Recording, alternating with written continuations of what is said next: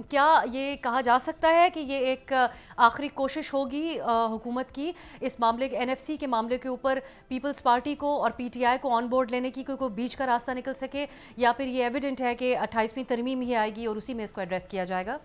जो कल का इजलास है इसको आप आखिरी कोशिश तो नहीं कह सकते।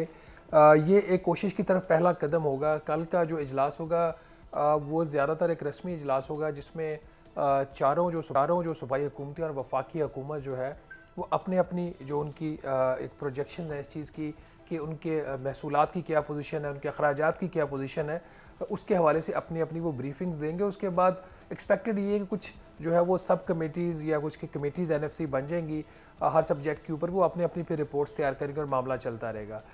ये हमेशा से ही एक बड़ा एक लंबा प्रोसेस होता है, ये इतना आसान प्रोसेस नहीं होता, इसमें बहुत ज़्यादा गिव्स एंड टेक्स होते हैं।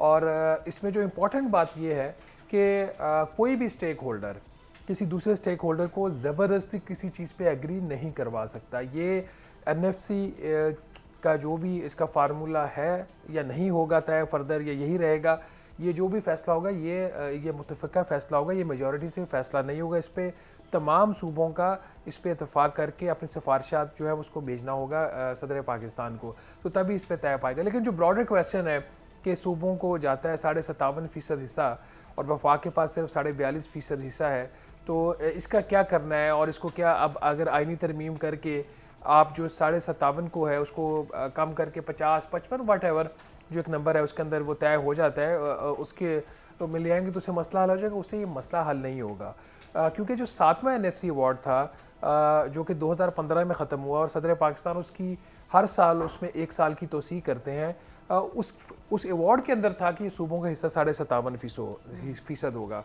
7वां अवार्ड पहले आया और 18वीं तरमीम जब बाद में आई तो 18वीं तरमीम को उस चीज़ को प्रोटेक्शन दे दी गई कि इससे ये कम हो ही नहीं सकता। तो अगर ये प्रोटेक्शन हटा भी देते हैं तो मेरा नहीं ख्याल उससे ऑटोमेटिकली जो है उनका जो हिस्सा है वो कम हो जाएगा, क्योंकि जो अवार्ड था वो मुतफ़िक़ा तौर पर चारों सूबों में तय पाया था। सब्सक्राइब करें और बेल दबाएं ताकि कोई खबर रह न जाए।